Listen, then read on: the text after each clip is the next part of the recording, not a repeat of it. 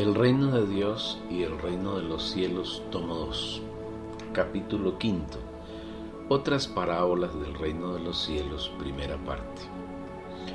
Hay en el Evangelio de Mateo otras parábolas que hablan del reino de los cielos y que creemos de suma importancia estudiarlas, revelarlas y comprenderlas para que podamos discernir con mayor profundidad ese reino al que todo creyente genuino debe anhelar entrar. Nos parece necesario recordar que el reino de Dios y el reino de los cielos tienen algunas diferencias, ya que el objetivo principal que nos hemos trazado al escribir y publicar este libro es el de ayudar a los santos a que tengan una luz diáfana acerca del plan de Dios, tal como Él lo revela en las Escrituras, y que logren saber en qué reino están y cuál es el futuro inmediato en cada uno de ellos. En el primer capítulo del libro El reino de Dios y el reino de los cielos, en el tomo 1, enfatizamos el hecho de que todos aquellos hombres y mujeres que, de acuerdo con Efesios 1:4 y Romanos 8:29 al 30, fueron escogidos y predestinados antes de la fundación del mundo, esto es, en la eternidad antes del tiempo, y que en el tiempo, es decir, cuando viven en esta tierra, han creído y recibido al Señor Jesús, han entrado en el reino de Dios que es eterno. Estas personas que antes estaban en el reino de las tinieblas, que estaban muertas en delitos y pecados, que eran enemigas de Dios, ahora tienen la vida eterna, que es Dios mismo. Han pasado de muerte a vida, se han reconciliado con Dios y ahora son sus amigos, ahora están en el reino de Dios. Igualmente, por el hecho de haber creído y recibido en su ser la vida eterna, fueron regeneradas, lo que equivale a decir que han nacido de nuevo. Esto quiere decir que, además de su vida humana, en su espíritu mora la vida divina, eterna e increada de Dios, y por el hecho de tener la vida divina en ellos, ahora son parte del cuerpo de Cristo, que es la Iglesia. Pertenecer al reino de Dios es un hecho maravilloso, porque gracias a la obra de redención que el Señor realizó a favor de sus hijos, estos han escapado del lazo de Satanás, de su reino de tinieblas e injusticia, y de ser condenados eternamente al lago de fuego, y han sido trasladados al reino de luz, de justicia, de paz y de gozo, que es el reino de Dios. Este reino, reiteramos, es eterno, porque va de eternidad a eternidad, aunque quienes hemos entrado en él lo hemos hecho en un momento en el tiempo. Pero la Biblia habla además del reino de Dios, del reino de los cielos, que es temporal, es decir, que se da exclusivamente dentro del tiempo y que por lo tanto tiene principio y fin. La Biblia dice que el reino de los cielos comienza en un momento determinado, y ese momento es cuando el Señor Jesús murió y resucitó. Seguramente algunos afirmarán que el reino de los cielos debió comenzar cuando Jesús nació de María, y aunque en un sentido es verdad, el reino de los cielos tuvo su comienzo definitivo cuando Jesús murió y resucitó. Pues antes de ese hecho tan maravilloso, el de la resurrección, el Señor Jesús afirmó: arrepentíos porque el reino de los cielos se ha acercado. Mateo 4, versículo 17. La frase reino de los cielos implica un ámbito donde el cielo reina, donde el cielo gobierna, y si bien es cierto que cuando Jesús nació, el cielo reinaba totalmente sobre él, solamente sobre un hombre, Jesús es Dios y es hombre, y un reino para que sea tal debe tener más de un súbdito. Es esta una de las razones por las que afirmamos que el verdadero comienzo del reino de los cielos se dio cuando Jesús murió y resucitó, porque de la noche de la resurrección, estando él ya resucitado, se presentó en el lugar donde estaban los discípulos escondidos por miedo de los judíos y se introdujo en ellos como el Espíritu Santo. Ahora Dios no solo moraba en el hombre Jesús, sino que el Dios hombre comenzó a morar dentro de aquellos que estaban presentes en esa noche y otros más que en el curso de 40 días antes de ascender lo fueron recibiendo. Cuando llegó la noche de aquel mismo día, el primero de la semana, estando las puertas cerradas en el lugar donde los discípulos estaban reunidos por miedo de los judíos, vino Jesús y puesto en medio les dijo: paz a vosotros. Y habiendo dicho esto, sopló y les dijo: recibid el Espíritu Santo. Juan 20, versículos 19 al 21.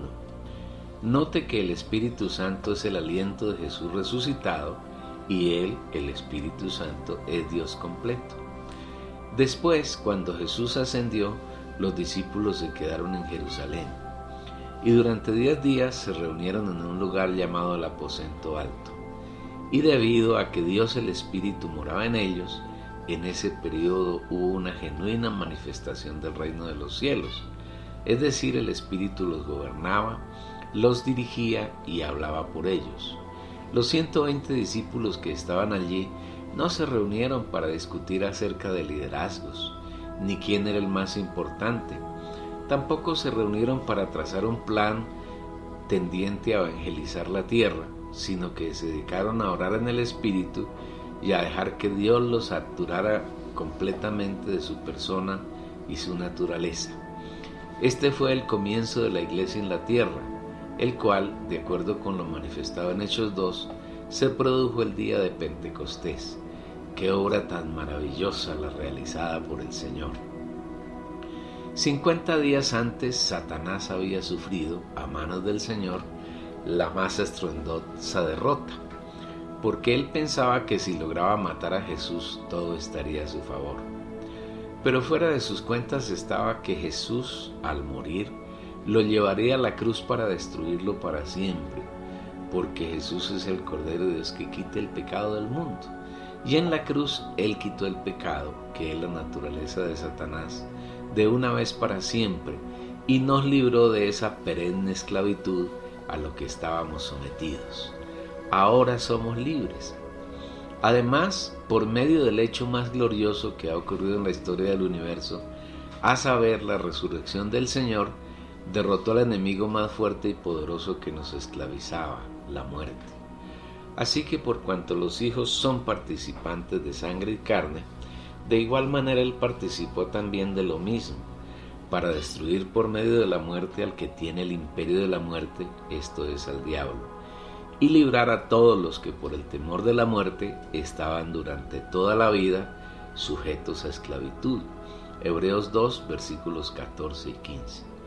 No obstante, a pesar de la derrota infligida a Satanás, mediante la muerte y resurrección del Señor, y debido a que Dios quiere ejecutar la consumación del juicio sobre él mediante su cuerpo, Satanás aún lucha y trata de dañar el plan de Dios, persiguiendo a aquellos que son los hijos del Señor, y en el tiempo ha logrado introducirse dentro de la iglesia, engañar al pueblo de Dios y hasta gobernarlo, como ocurrió en el cristianismo. Más detalles puede encontrarlos el lector en el libro La degradación de la iglesia, del mismo editor y ya publicado por este medio. Dentro del cristianismo, que actualmente abarca más de 2.200 millones de personas en la tierra, la mayoría de los profesantes son falsos creyentes que no hacen parte del reino de Dios.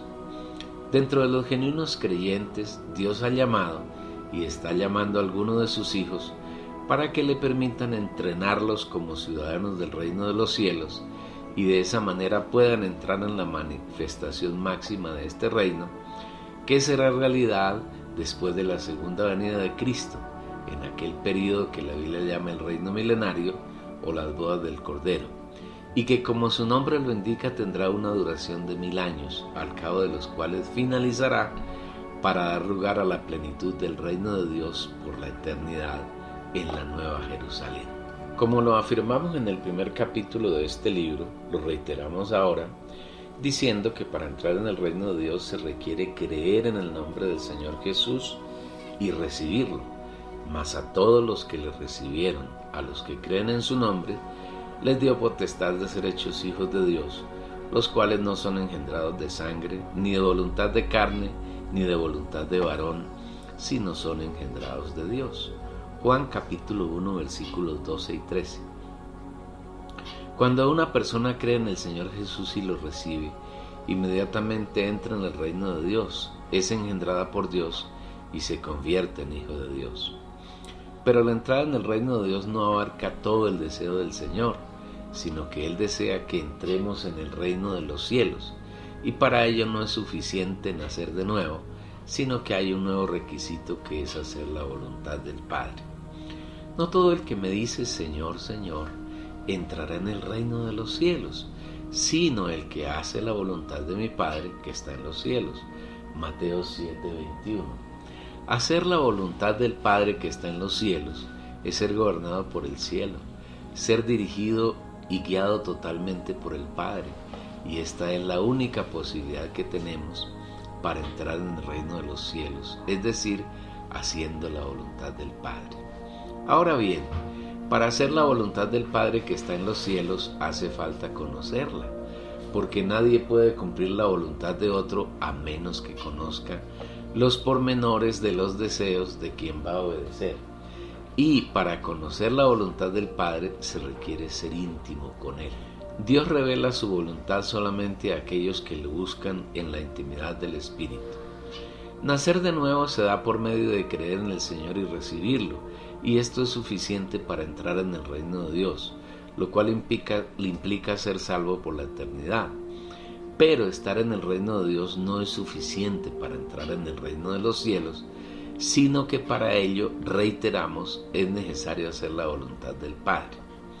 La mayoría de los hijos de Dios en aquel día, que es el día del juicio en el tribunal de Cristo, le reclamarán al Señor que ellos profetizaron en su nombre, que en el nombre del Señor echaron fuera demonios y que en el nombre del Señor hicieron obras poderosas. Muchos me dirán en aquel día: Señor, Señor, ¿no profetizamos en tu nombre? Y en tu nombre echamos fuera demonios, y en tu nombre hicimos muchas obras poderosas. Mateo 7:22. Observe con atención el adverbio muchos. Esto implica un gran número, la mayoría de los hijos de Dios. Las llamadas iglesias y misiones en el cristianismo contemporáneo se han dedicado a hacer un gran número de obras para el Señor: milagros de sanidades, soplar y tumbar a las personas, emitir una gran cantidad de profecías que más parecen ministerios de adivinación propios de las pitonisas. Reúnen multitudes en plazas y estadios, construyen grandes edificios para concentrar a los hermanos, edificios a los que le llaman entre comillas iglesia. Compran y alquilan estaciones de televisión para llenar de fama a sus líderes y otras tantas obras poderosas.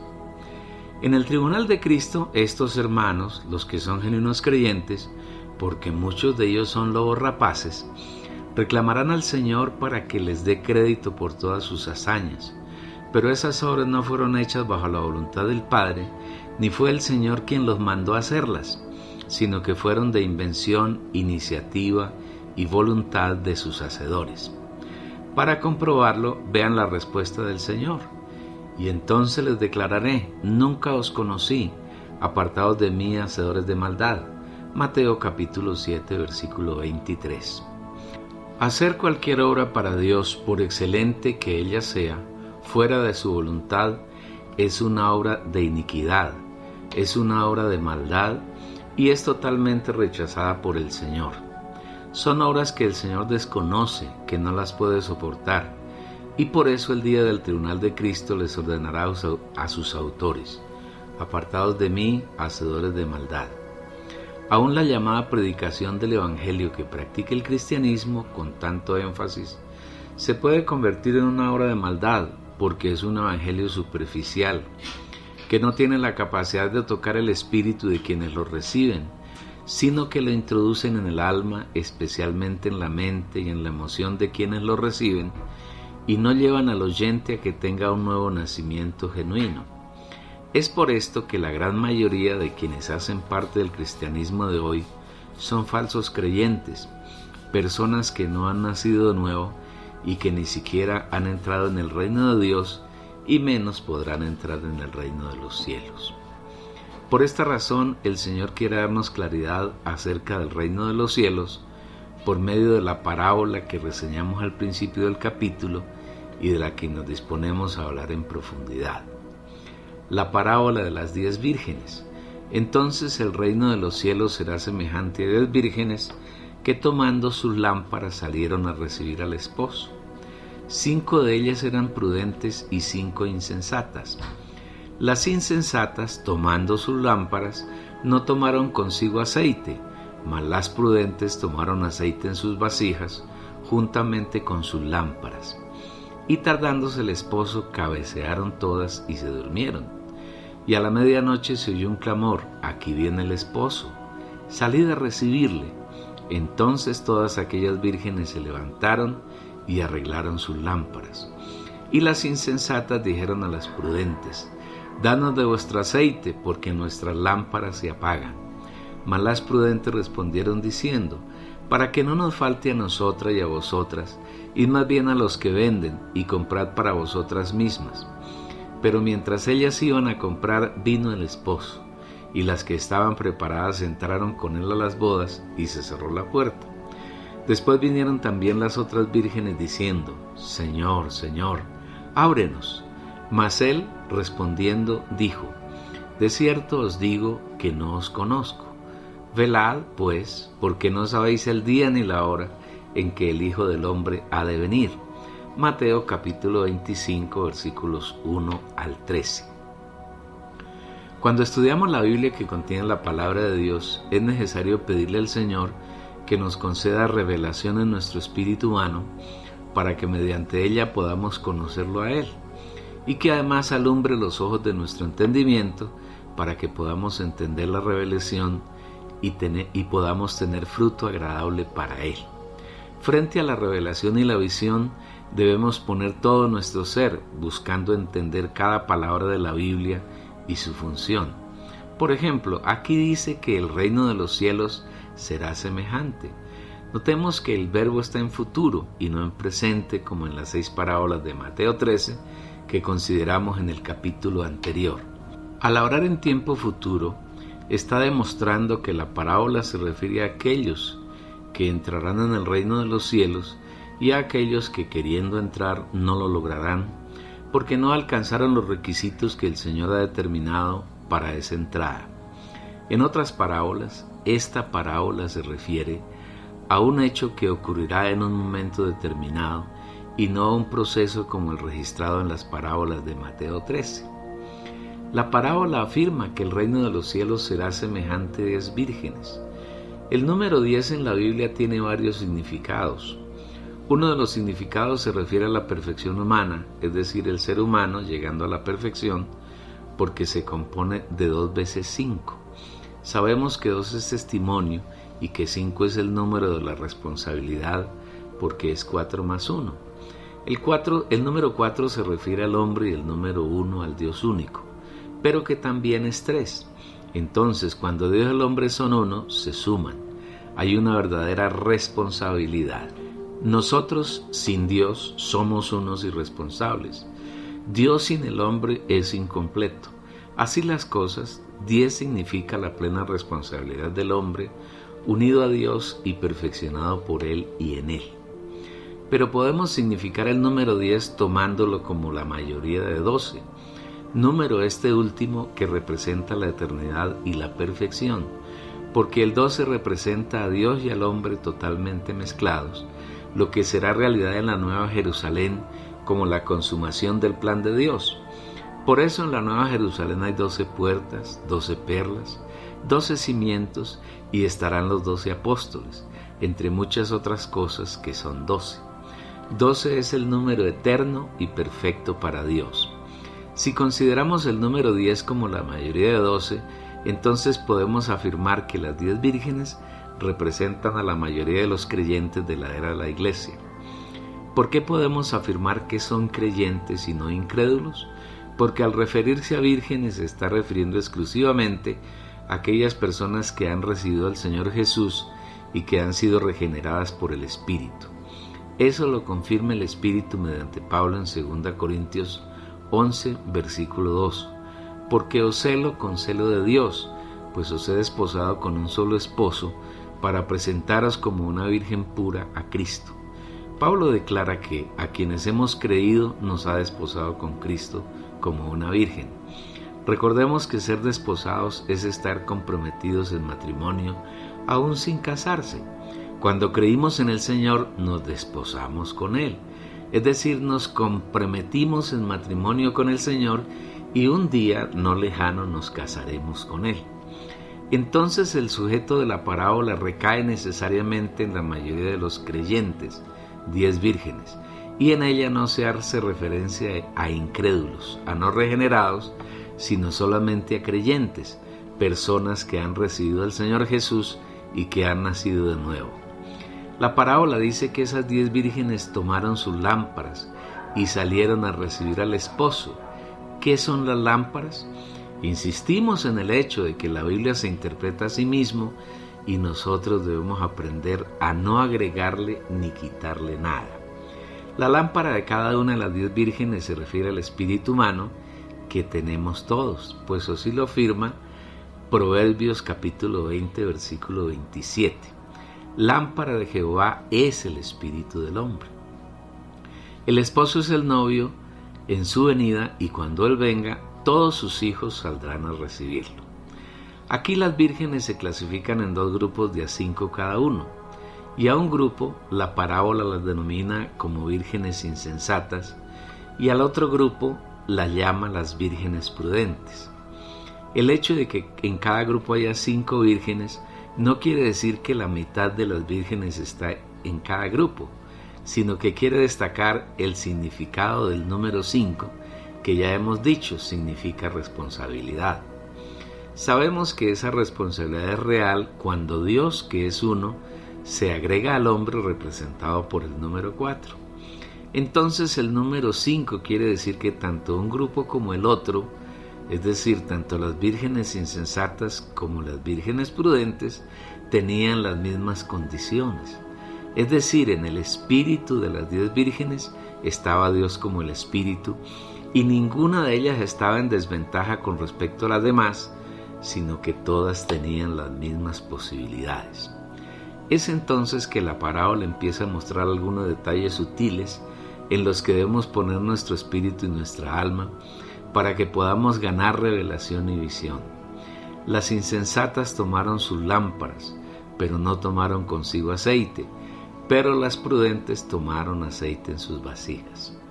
Si observa cuidadosamente, notará que además de la lámpara, el espíritu humano, hay otro elemento, la vasija. ¿A qué se refiere la vasija?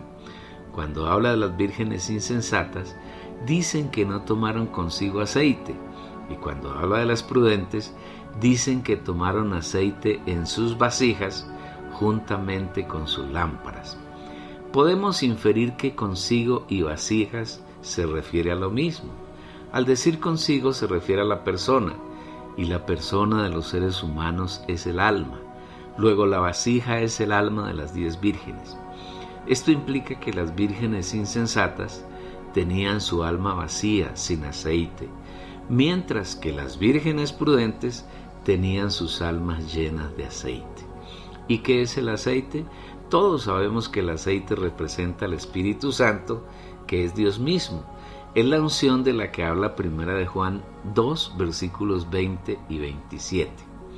Esto nos lleva a concluir que las vírgenes insensatas, aunque tienen a Dios en su espíritu humano, su alma está vacía, no ha sido llena por el Señor, mientras que las vírgenes prudentes, además de tener a Dios en su espíritu humano, su alma también estaba llena, saturada con la vida y la naturaleza de Dios. Debemos entonces tener claridad sobre la verdad de la salvación, la cual pocos creyentes disciernen en cuanto a las 3 etapas que tienen. Y esas etapas son, primero, la salvación del Espíritu. Una persona es salva mediante un acto sencillo de creer en el Señor Jesús, y ese creer consiste en recibirlo. Mas a todos los que le recibieron, a los que creen en su nombre, les dio potestad de ser hechos hijos de Dios, los cuales no son engendrados de sangre, ni de voluntad de carne, ni de voluntad de varón, sino de Dios. Juan capítulo 1, versículos 12 y 13. Cuando una persona cree en el Señor Jesús y lo recibe, inmediatamente se convierte en hijo de Dios, porque es engendrado por Dios, es decir, Dios entra en su espíritu humano y comienza a morar, a vivir en él. Esto es equivalente a nacer de nuevo, a ser engendrado por Dios, a ser regenerado. Una persona que ha recibido al Señor es salva por la eternidad y nunca irá al lago de fuego. No sufrirá la segunda muerte, porque al convertirse en hija de Dios, ha recibido la vida eterna.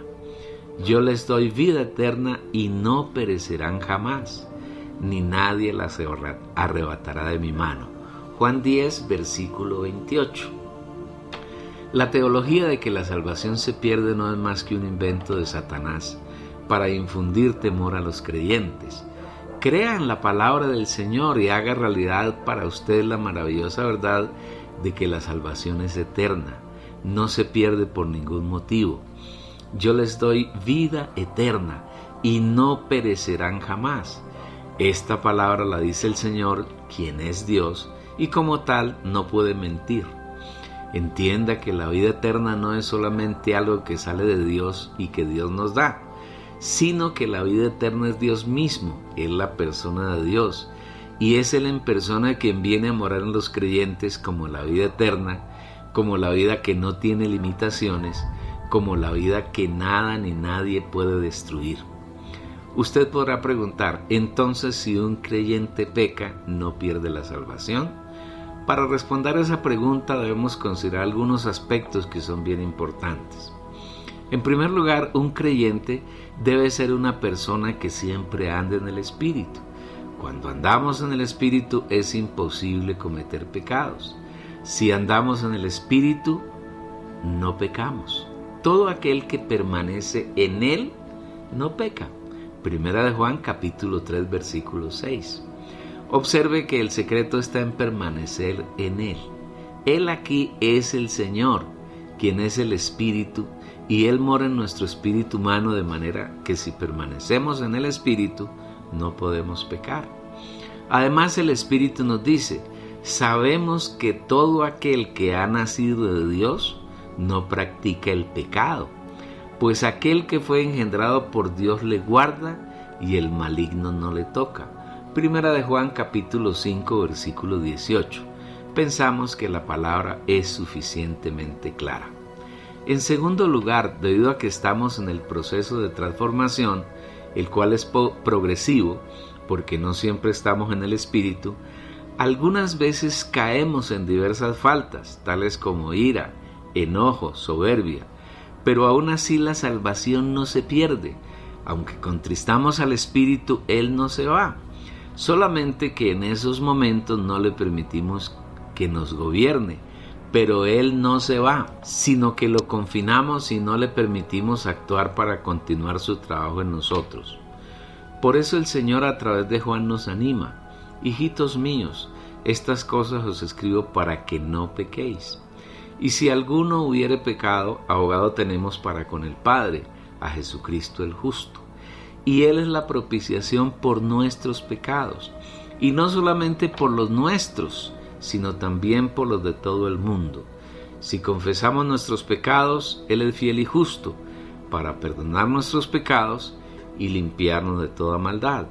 Primera de Juan capítulo 2 versículos 1 y 2 y Primera de Juan capítulo 1 versículo 9. Tenga en cuenta que la palabra ha sido dirigida a creyentes, no a incrédulos.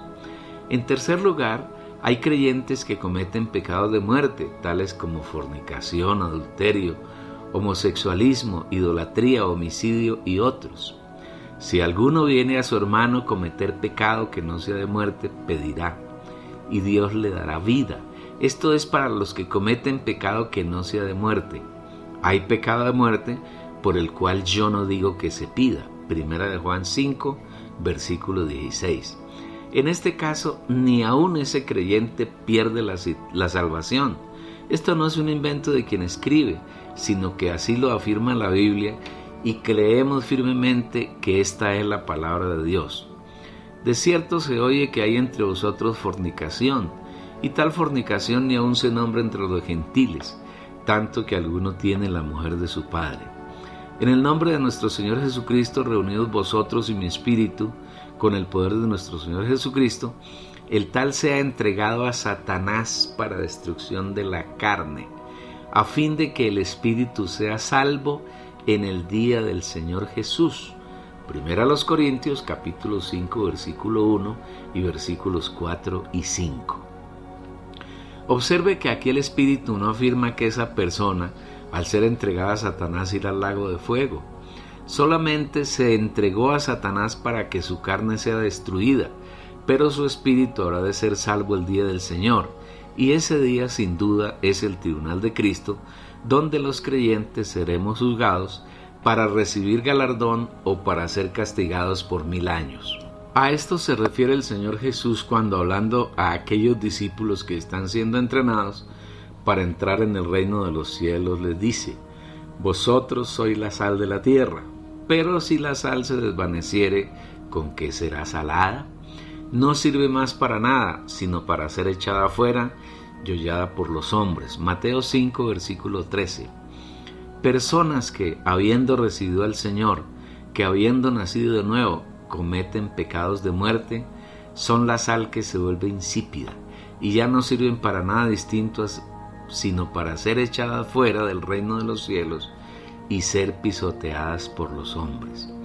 Algunos podrán argumentar diciendo que entonces, como la salvación no se pierde, podemos pecar libremente y no tendremos problema, porque de todas maneras seremos salvos el día del Señor. No estamos afirmando nada de eso.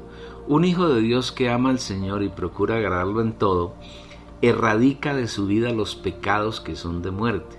Eventualmente cometemos pecados que no son de muerte. El Espíritu trabaja en nosotros, oramos, confesamos al Señor, Él nos perdona y nos reconcilia consigo mismo. Además, cuando el Señor nos perdona, borra el registro de esos pecados. Si confesamos nuestros pecados, Él es fiel y justo para perdonar nuestros pecados y limpiarnos de toda maldad. Primera de Juan 1, versículo 9. Ahora, si usted comete pecados de muerte, aunque el Señor lo perdonará en el tribunal de Cristo, seguramente no podrán entrar en el reino de los cielos, sino que será castigado en el milenio, quedando en las tinieblas exteriores para ser transformado, y al final del reino milenario entrará en la Nueva Jerusalén. Depende exclusivamente de su decisión. Usted puede decidir si trata de vivir siempre en el Espíritu, y en ese caso nunca pecará, no podrá hacerlo. Como consecuencia, usted será un vencedor. Pero como estamos en un proceso progresivo, sabemos que por ahora no vivimos siempre en el Espíritu, y a veces cometemos pecados que no son de muerte. Vamos a la luz del Señor, Él nos alumbra, confesamos, nos arrepentimos y todo vuelve a ser como antes. Si buscamos cada día amar al Señor y agradarlo, llegará el día en que los 86.400 segundos que tiene un día los viviremos en el Espíritu. Ahora, si usted decide cometer pecados de muerte, es una decisión que usted toma libremente y el Señor no se lo impedirá, pero tendrá las consecuencias que ya hemos descrito. Una versión mejorada de Primera de Juan 5:18 dice: sabemos que todo aquel que ha nacido de Dios no practica el pecado, pues aquel que fue engendrado por Dios se guarda a sí mismo, y el maligno no le toca. Así que la decisión es suya y solamente suya. Segundo, la salvación del alma.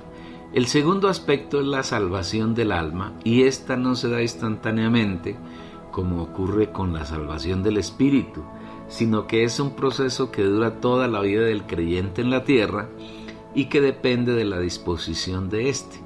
Lamentablemente, casi todos los creyentes ignoran esta etapa de la salvación del hombre, y por su desconocimiento no se disponen para que el Señor pueda tratar su ser hasta saturar su alma y su corazón, y de esa manera en su venida esté totalmente preparado para recibir al novio y puede entrar en la plenitud de las bodas del Cordero.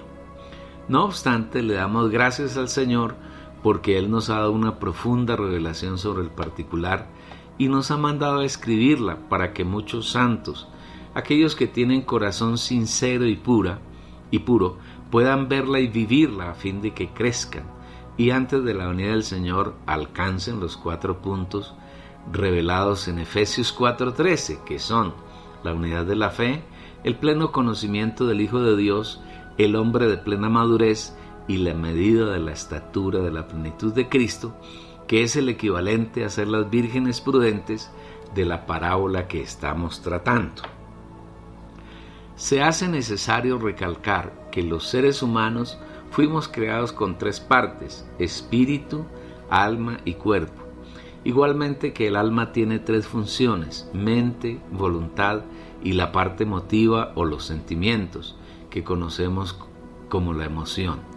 Dios no solo tiene interés en el espíritu del hombre, sino que Él desea ganar y llenar también su alma, es decir, desea que la mente, la voluntad y la emoción sean totalmente llenas con la vida divina. La obra de salvación de Dios comienza en el espíritu humano. Cuando Él viene a morar en el espíritu de aquellos que creen en su nombre y lo reciben, desde allí el Señor satura cada una de las partes del alma, pero solamente en aquellos creyentes que se disponen para que Él lo haga.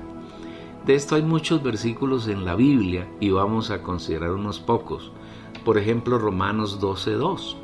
No os conforméis a este siglo, sino transformaos por medio de la renovación de vuestro entendimiento, para que comprobéis cuál sea la buena voluntad de Dios, buena, agradable y perfecta.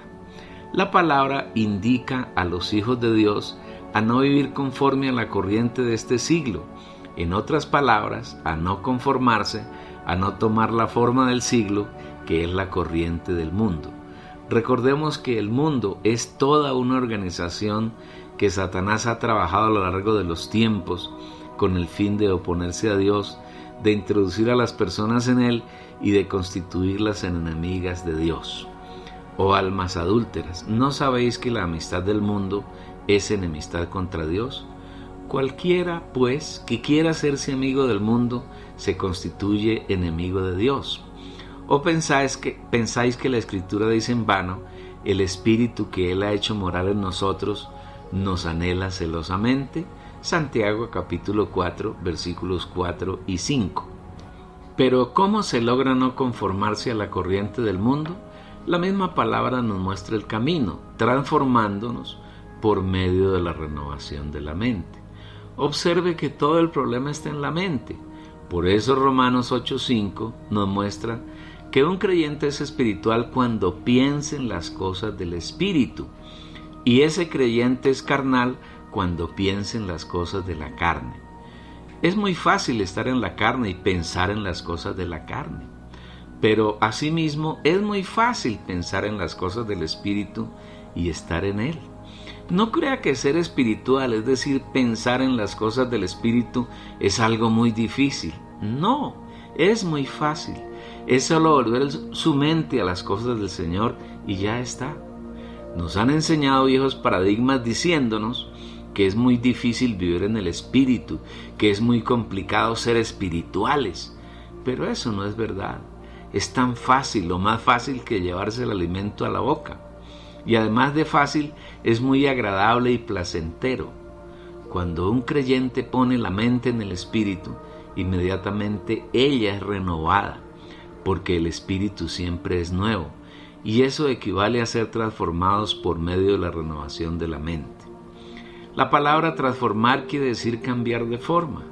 Antes la mente tenía la forma del mundo, de la carne, pero en la medida en que la ponemos en el Espíritu, va cambiando de forma, va tomando la forma de Dios, y eso nos lleva a comprobar cuál es la voluntad de Dios, la cual tiene tres características: es buena, es agradable y es perfecta. En la voluntad de Dios no hay nada de maldad. La voluntad de Dios no tiene nada de Satanás, que es el maligno. Igualmente la voluntad de Dios es agradable para Dios y para nosotros. No hay mayor placer en esta tierra que conocer y hacer la voluntad de nuestro Señor. La voluntad de Dios también es perfecta, es justa, porque en nuestro Dios no hay ninguna imperfección ni injusticia. Otro versículo que habla de nuestra necesidad de ser renovados en nuestra mente lo encontramos en Efesios 4:23. Renovaos en el espíritu de vuestra mente. En la medida que ponemos nuestra mente en el Espíritu, que pensamos en las cosas del Espíritu, nuestra mente se renueva. Y esa renovación hace que seamos despojados del viejo hombre y a la vez seamos revestidos del nuevo hombre. En otras palabras, cuando nuestra mente es puesta en el Espíritu, el Señor nos despoja de las vestiduras harapientas de pecado y de injusticia con las que Satanás nos ha engañado, y a cambio nos viste de Cristo mismo, que es el nuevo hombre.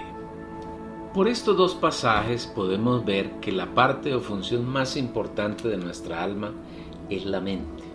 Ella es la parte líder de nuestro ser humano y por eso es tan necesario que en cada momento de nuestra vida pongamos cuidado dónde está nuestra mente. Ella no puede ser neutral, o está en el espíritu o está en la carne. O se renueva y vive en el nuevo hombre o se mantiene en la vejez del viejo hombre. O sigue la corriente de este mundo o se vuelve al Espíritu y busca la voluntad de Dios para agradarlo. No hay término medio. Es por esto que el Espíritu nos amonesta a través de nuestro hermano Pedro. Por tanto, ceñid los lomos de vuestro entendimiento. Ser sobrio y esperad por completo en la gracia que se os traerá cuando Jesucristo sea manifestado. Como hijos obedientes, no os conforméis a los deseos que antes teníais, estando en vuestra ignorancia, sino como aquel que os llamó es santo, sed también vosotros santos en toda vuestra manera de vivir, porque escrito está, sed santos porque yo soy santo. Primera de Pedro capítulo 1 versículos 13 al 16. Si nuestra mente es ganada por el Señor, es más fácil ganar las otras dos funciones de nuestra alma, que son la voluntad y la emoción. La voluntad tiene que ver con nuestras decisiones, con nuestra obediencia al Señor. Cuando nuestra mente, donde esté el entendimiento, que es la parte del alma que nos permite comprender las cosas del Señor, es decir, la mente es el entendimiento. Cuando ese entendimiento está saturado por el Señor, es mucho más fácil ser obedientes a Él. Y no solo ser obedientes, sino también tener una obediencia completa. Llegar a esa obediencia perfecta es un proceso que se va aprendiendo poco a poco, y aún el Señor mismo tuvo que pasar por él. Aunque era hijo, por lo que padeció, aprendió la obediencia. Hebreos capítulo 5, versículo 8. La emoción tiene que ver con todo aquello que nosotros amamos o aborrecemos, con lo que nos causa alegría o tristeza. Por medio de nuestra emoción reímos o lloramos, nos alegramos o nos entristecemos. Y el deseo del Señor es que nuestra emoción esté totalmente saturada de Él. A veces el Señor se alegra con nosotros, a veces ríe con nosotros, a veces está irado, otras está triste. Pero ¿cuántas veces los creyentes actúan en contravía con el Señor? Sienten alegría en cosas que lo desagradan. Se entristecen porque Él los trata, los reprende y los castiga. Reniegan porque no satisface sus caprichos. Se enfurecen porque las cosas no son como ellos piensan y desean. Obtener la salvación de nuestras almas consiste en permitir que el Señor cada día llene las tres partes de ellas. Pero el Señor en esta era no obliga a sus hijos, sino que todo este proceso depende de la disposición que tenga el creyente para buscar al Señor y para permitirle que Él haga su trabajo en el alma de cada uno. Por esto el Señor Jesús, después de que llevó a los discípulos a Cesarea de Filipo y les dio revelación a Pedro acerca de su persona, y después les dio alguna revelación acerca de la iglesia, y les dijo que para poder tener la iglesia debía padecer, morir y resucitar, afirmó: si alguno quiere venir en pos de mí, niéguese a sí mismo y tome su cruz y sígame, porque todo el que quiera salvar su vida, psique en el griego, la perderá, y todo el que pierda su vida por causa de mí, la hallará. Mateo capítulo 16, versículos 24 y 25. La solicitud del Señor no es obligante para sus discípulos, sino que es un asunto de voluntad, si alguno quiere. Si usted, que es su discípulo, quiere seguir al Señor, puede hacerlo. Y si no lo desea, el Señor no lo obliga. No hay ningún imperativo ni obligación, es un asunto voluntario. Si su respuesta es afirmativa, Entonces el Señor pone algunas condiciones. Niéguese a sí mismo y tome su cruz. Negarse a sí mismo es negar su alma, y no es como algunos maestros bíblicos afirman, que es no tener ninguna opinión, sino que es poner el alma en el espíritu para que sea él quien gobierne a la persona y ésta no sea gobernada por su alma. Porque cuando el alma de una persona es más fuerte que su espíritu, fácilmente esa persona es gobernada por Satanás. El diablo desea con anhelo que nuestro espíritu, que es nuestro hombre interior, no sea fortalecido y siendo débil no pueda gobernarnos, sino que el alma sea fuerte, porque siendo así el enemigo puede gobernar nuestra vida. A esto se refiere el Señor al decir niéguese a sí mismo.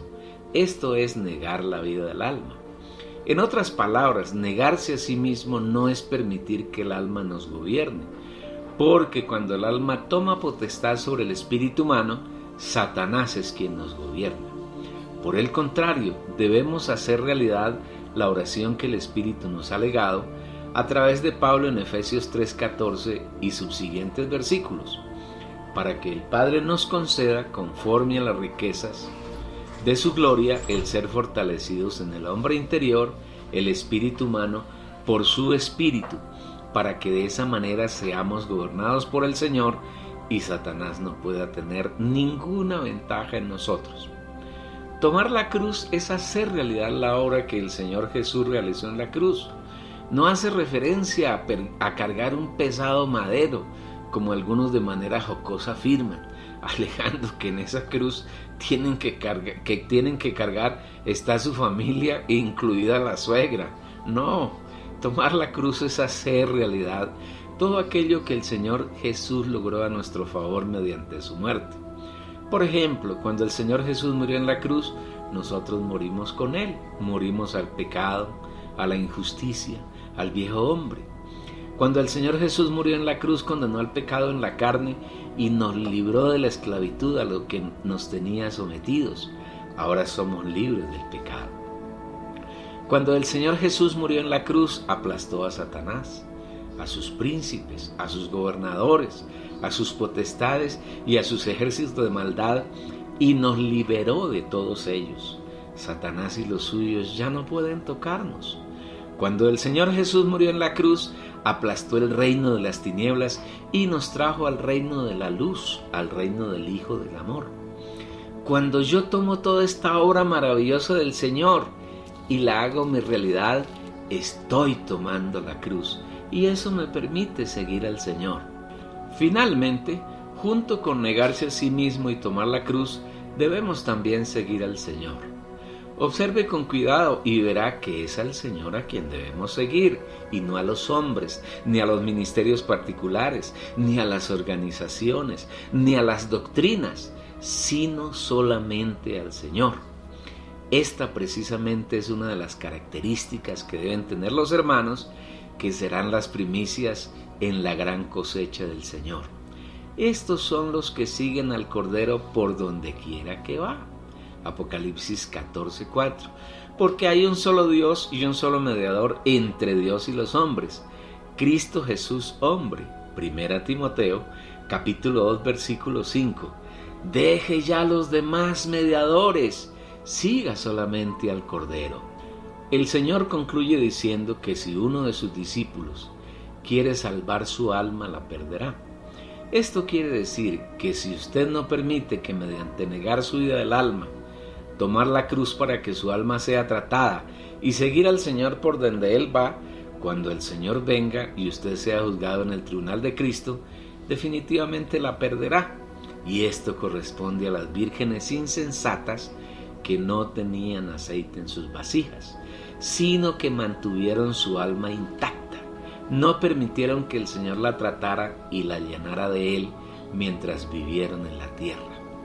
Por el contrario, el santo que cada día se acerca con humildad al Señor y le suplica que trate su alma, que elimine de ella todas aquellas cosas que no pertenecen al Señor, que trate sus pensamientos, sus deseos y sus emociones, es una persona en quien el Señor puede trabajar para eliminar todo lo que le impide agradar al Señor. Un creyente así ha perdido su alma durante su vida en la tierra, y en el tribunal de Cristo su alma será ganada para el disfrute del Señor.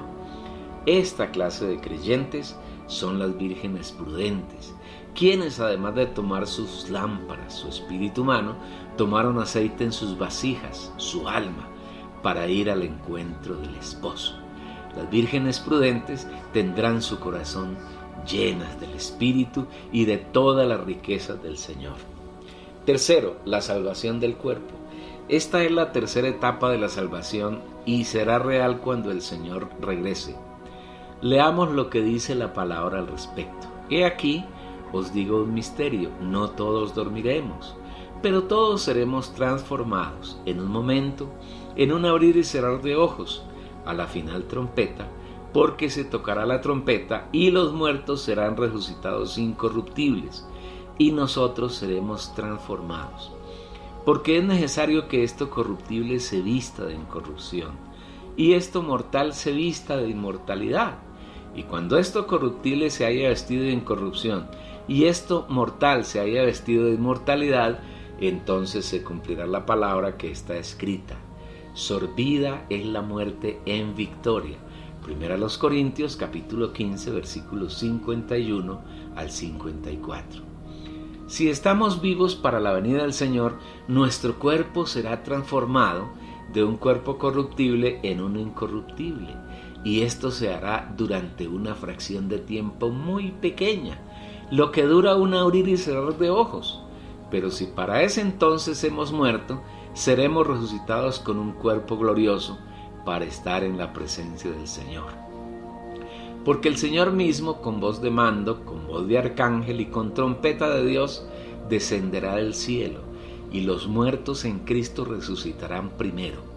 Luego los que vivimos, los que hayamos quedado, seremos arrebatados juntamente con ellos en las nubes, para recibir al Señor en el aire, y así estaremos siempre con el Señor. Primera a los Tesalonicenses capítulo 4 versículos 16 y 17. La redención de nuestro cuerpo no requiere ninguna labor de nuestra parte, sino que será la consecuencia de haber sido salvos en nuestro espíritu.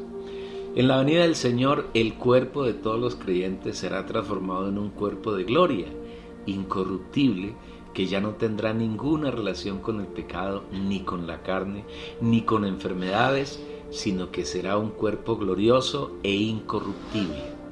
A manera de conclusión decimos que la salvación del Espíritu se produce en forma instantánea cuando una persona cree recibiendo al Señor, y esta salvación es eterna, es decir, no se pierde. Quienes hemos sido salvos lo hemos sido por la eternidad. La salvación del cuerpo se dará cuando el Señor regrese. Si estamos vivos, nuestros cuerpos serán transformados en un instante en un cuerpo glorioso e incorruptible. Si hemos muerto, seremos resucitados igualmente con un cuerpo glorioso e incorruptible, el cual transfigurará el cuerpo de la humillación nuestra para que sea conformado al cuerpo de la gloria suya, según la operación de su poder, con la cual sujeta también a sí mismo todas las cosas. Filipenses capítulo 3 versículo 21. No obstante, la salvación del alma no es instantánea, sino que dura toda la vida que el Señor nos da después de que hemos creído en Él. Claro está que esta salvación, que es la transformación de nuestra persona, es posible solamente si hay disposición de parte del creyente, porque de no haberla, en el tribunal de Cristo, quienes no se dispusieron para que el Señor Espíritu llenara sus almas, serán echados a las tinieblas de afuera. Esto quiere decir que no podrán participar de las bodas del Cordero, sino que durante ese periodo serán madurados, para que finalmente puedan entrar en la Nueva Jerusalén y disfrutar al Señor por la eternidad. Los hijos de Dios que diariamente se disponen para que el Señor trate su alma, para que su mente, voluntad y emoción sean llenas de Él, son las vírgenes prudentes que tomaron sus lámparas y aceite en sus vasijas, para recibir al esposo, mientras que aquellos creyentes que vivieron su vida según sus puntos de vista y sus caprichos, siguiendo a hermanos, ministerios, iglesias y doctrinas, son las vírgenes insensatas, que no se dispusieron para que el Señor las tratara, las trabajara y las transformara, y así alcanzaran la estatura de la plenitud de Cristo. Estos hermanos no maduraron y no dieron frutos para el Señor, no lograron el pleno conocimiento del Hijo de Dios y no llegaron a la unidad de la fe. Sin embargo, el Señor en su misericordia les dará 1000 años para que sean tratados y puedan alcanzar todos estos requisitos para entrar en la Nueva Jerusalén. Continuando con la parábola de las 10 vírgenes, el versículo 5 afirma: y tardándose el esposo cabecearon y todas se durmieron. Cabecear y dormirse es morir. Todas las personas antes de morir cabecean, y la muerte para los creyentes es dormir. Esta parábola tiene que ver con los creyentes que ya han partido de esta tierra, que, como dice Pablo, durmieron en Cristo. Tampoco queremos, hermanos, que ignoréis acerca de los que duermen, para que no os entristezcáis como los otros, que no tienen esperanza. Primera a los Tesalonicenses, capítulo 4, versículo 13. El versículo 6 continúa hablando: y a la medianoche se oyó un clamor: aquí viene el esposo, salid a recibirle. La medianoche generalmente es la hora en que las personas duermen profundamente, lo cual quiere decir que, sin importar que la muerte haya venido sobre los creyentes, cuando el Señor venga, ellos oirán el clamor y la voz del Señor y serán despertados de su sueño para recibir al esposo. No os maravilléis de esto, porque vendrá hora cuando todos los que están en los sepulcros oirán su voz. Juan capítulo 5, versículo 28. El Espíritu a través de Pablo nos habla de manera similar, porque el Señor mismo, con voz de mando, con voz de arcángel y con trompeta de Dios, descenderá del cielo, y los muertos en Cristo resucitarán primero. Primera a los Tesalonicenses capítulo 4, versículo 16. El versículo 7 es bien diciente: entonces todas aquellas vírgenes se levantaron y arreglaron sus lámparas. Cuando el Señor Jesús regrese, todos los creyentes que hayan muerto resucitarán para recibirlo. Como llamado a esa medianoche, es necesario tener la lámpara con que alumbrar. Por eso las 10 vírgenes las arreglan, es decir, las encienden. Pero hay un problema para las 5 vírgenes insensatas. Ellas no tienen aceite en sus vasijas, y por esa causa, aunque pueden encender sus lámparas, éstas no alumbrarán mucho tiempo, porque en su depósito, en sus vasijas, no tienen aceite.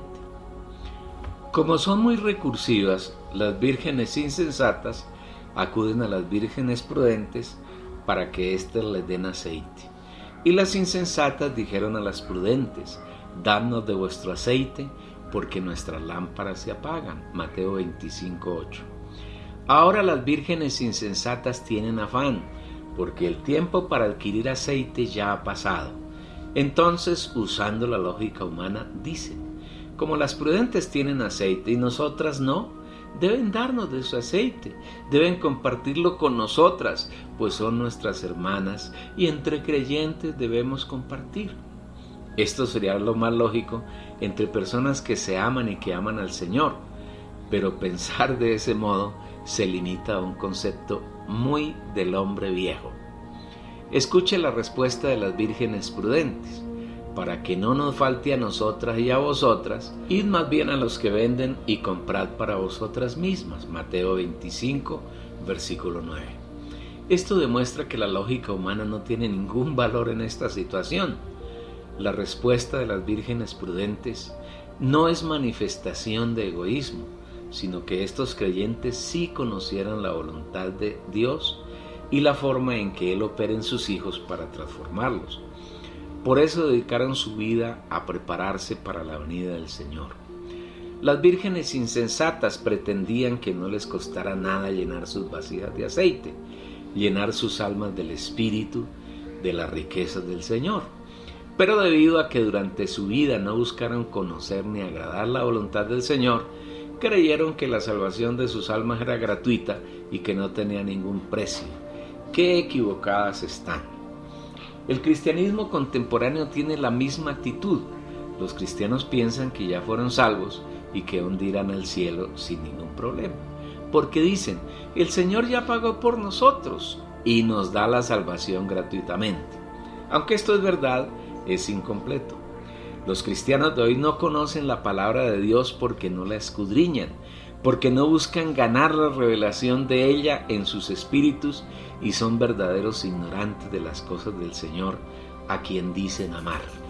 Los hermanos ignoran que en este tiempo que antecede a la venida del Señor, estamos viviendo una profunda degradación de la iglesia, especialmente el que corresponde al período de la Odisea, sin descartar los otros 5 períodos, que es la última carta escrita por el Señor a través de Juan y corresponde a la situación de la iglesia que estará en la tierra en el período inmediatamente anterior a la segunda venida de Cristo.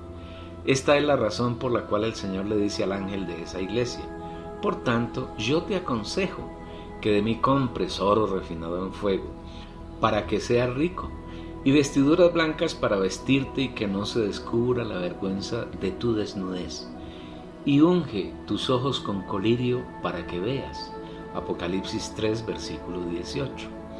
Observe que el Señor no le dice al ángel que Él le dará gratuitamente oro, vestiduras blancas y colirio, sino que le aconseja que los compre del Señor.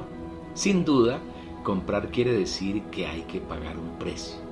¿Y qué precio es? No es dinero, no es oro, sino es lo que el Señor mismo nos da para que compremos de Él. ¡Qué misericordioso es el Señor!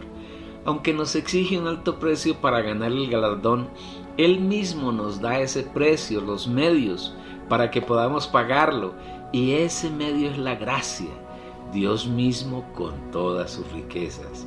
¡Ah, precioso Señor! Él nos suple su gracia para que nosotros compremos de Él oro refinado en fuego y de esa manera seamos ricos. Vestiduras blancas para que en su venida no estemos desnudos y nos escondamos de Él, así como estaba Adán en el huerto cuando se vio desnudo y se escondió de la presencia del Señor. Y finalmente para que compremos colirio y podamos ver todo lo que quiere mostrarnos y revelarnos. Esta es la razón por la que las vírgenes prudentes les dicen a las insensatas: para que no nos falte a nosotras y a vosotros, id más bien a los que venden y comprad para vosotras mismas.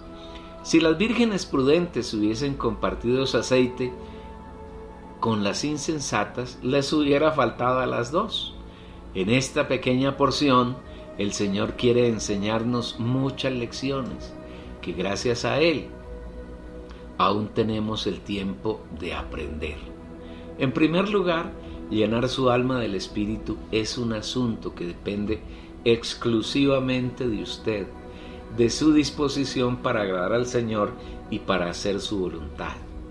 Si cada día aprovecha y redime bien el tiempo, procurando ser lleno de la persona del Señor, de su palabra y de su Espíritu, su vasija rebosará cuando Él venga y tendrá suficiente para presentarse delante de Él sin vergüenza y sin temor.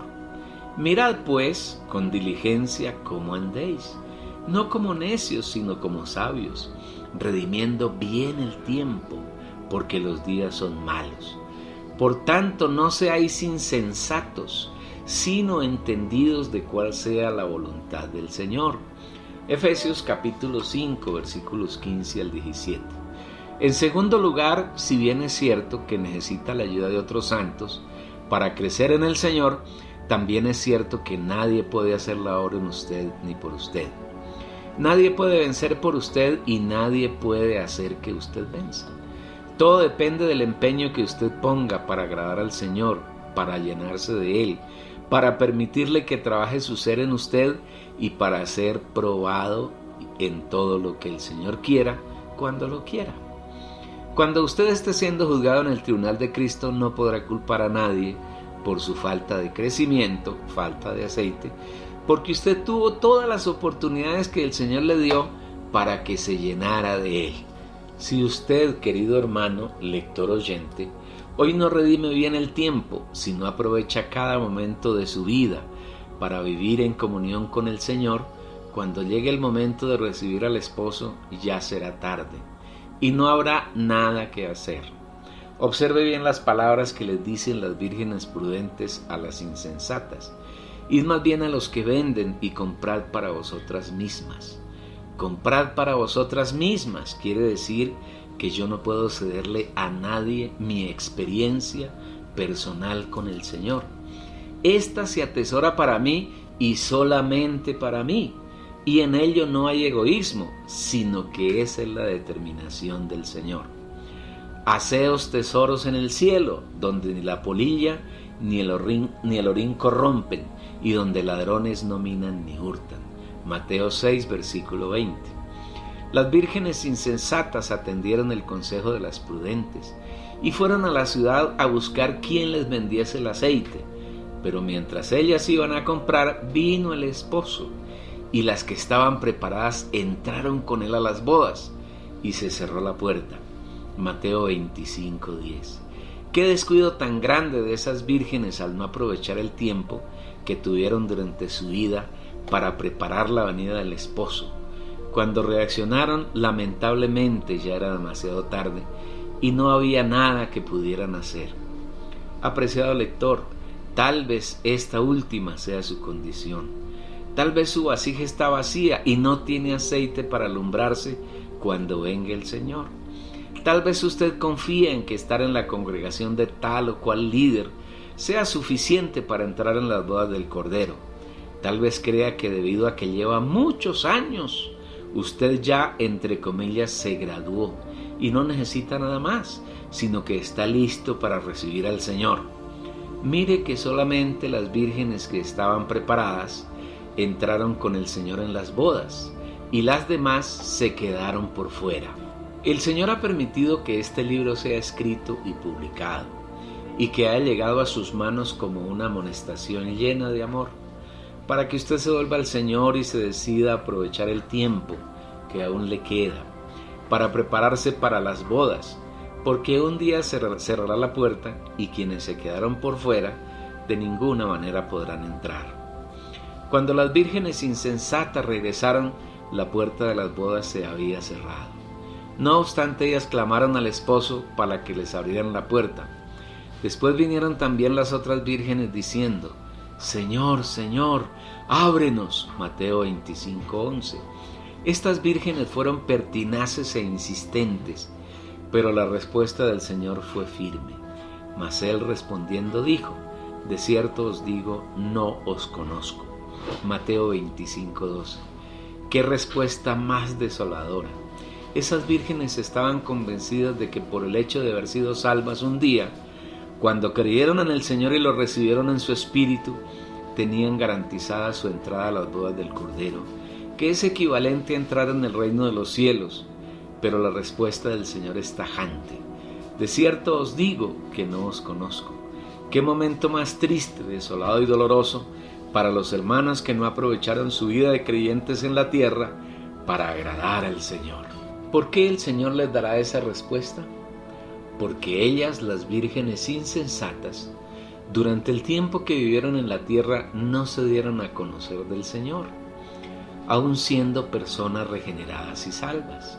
Estas vírgenes, siendo creyentes genuinos, nunca se preocuparon por vivir en comunión y en intimidad con el Señor. No se preocuparon por agradar al Señor, por conocer su palabra, por obtener revelación y visión. Estos hermanos se conformaron por asistir cada domingo a un culto o a una reunión, pero jamás fueron a, entre comillas, su aposento, el espíritu humano, a preguntarle al Señor si Él se agradaba con su vivir o si por el contrario le molestaban las actitudes y su vivir. Estos santos no usaron la unción que moraba en su espíritu, que es Dios mismo. No aprendieron a oír y a obedecer la voz del Señor. Ellos se preocuparon solamente por sus intereses. Siguieron a hombres, pero no al Señor. Tal vez dieron testimonios de tantas cosas, milagros y hechos mentirosos que hoy los líderes del cristianismo hacen que sus seguidores testifiquen, pero nunca permitieron que el Señor trabajara y creciera en ellos. Por eso la respuesta tan dura: no os conozco. Es la misma respuesta que el Señor da a quienes pretenden entrar en el reino de los cielos, aduciendo que hicieron 3 cosas en su nombre: profetizaron, echaron fuera demonios y realizaron obras prodigiosas, es decir, milagros. No todo el que me dice, Señor, Señor, entrará en el reino de los cielos, sino el que hace la voluntad de mi Padre que está en los cielos. Muchos me dirán en aquel día, Señor, Señor, ¿no profetizamos en tu nombre, y en tu nombre echamos fuera demonios, y en tu nombre hicimos muchos milagros? Mateo 7, 21 al 22. Pero escuche la respuesta del Señor: nunca os conocí, apartaos de mí, hacedores de maldad. Mateo 7, versículo 23.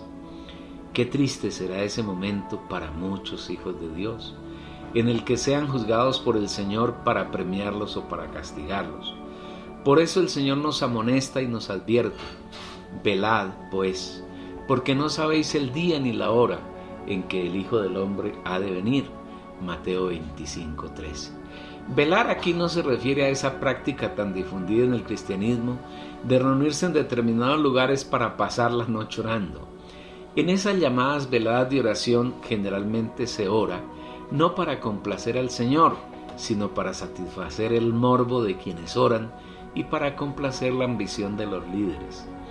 Velar quiere decir estar en alerta en todo momento, vivir siempre en el Espíritu, en comunión con el Señor, escuchándolo y hablándole, arrepintiéndose de aquello en que Él nos ilumina, suplicándole que haga su trabajo en nosotros hasta que sus deseos sean satisfechos.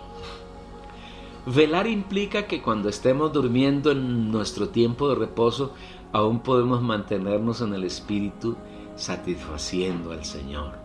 Yo dormía, pero mi corazón velaba. Cantares 5, versículo 2. Aún mientras estamos en el sueño de la noche, nuestro espíritu y nuestra alma pueden estar en comunión continua con el Señor. Todo depende de cuál es la actitud que tenemos cuando nos acostamos para descansar. Si vamos al lecho estando en el Espíritu, estamos seguros de que pasaremos una noche en el Señor y aún nuestros sueños serán con Él. Pero si lo último que manifestamos antes de dormir fue la carne, nuestro reposo no satisfará al Señor. Que el Señor le permita, querido lector oyente, obtener de la parábola de las 10 vírgenes muchas lecciones de vida, y que usted le abra todo su ser para que Él le revele todos los secretos que hay en ella, y que sea un aliciente para que usted sea de las vírgenes prudentes que están totalmente preparadas para recibir al esposo en su venida y pueda entrar y gozar de las bodas del Cordero, que durarán 1000 años de gozo, alegría, disfrute, paz, consuelo y mucho, mucho más. Hasta aquí este capítulo 5, delicioso, ¿verdad? Le recomiendo algo, querido lector oyente. Escuche los capítulos de este libro 1, 2, 3, 4, todas las veces que sea necesario, hasta que esta revelación que hay en él se convierta en su revelación. Y así usted podrá obtener más revelación viviendo en el Espíritu. Ahora le rogamos que nos dé un me gusta, que haga un comentario, sería interesante, y que se suscriba.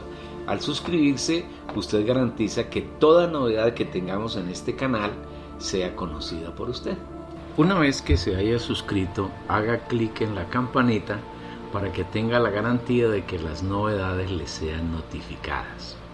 Igualmente, si usted tiene un familiar, un amigo o muchos amigos y familiares que busquen sinceramente al Señor y que deseen escuchar esta palabra, envíeles el link por cualquiera de las redes sociales, por Instagram, por Facebook, por WhatsApp, por la que usted use o por la que usen sus amigos, para que ellos puedan disfrutar también esta palabra. Así pues seremos más los que escuchamos y seremos más los vencedores.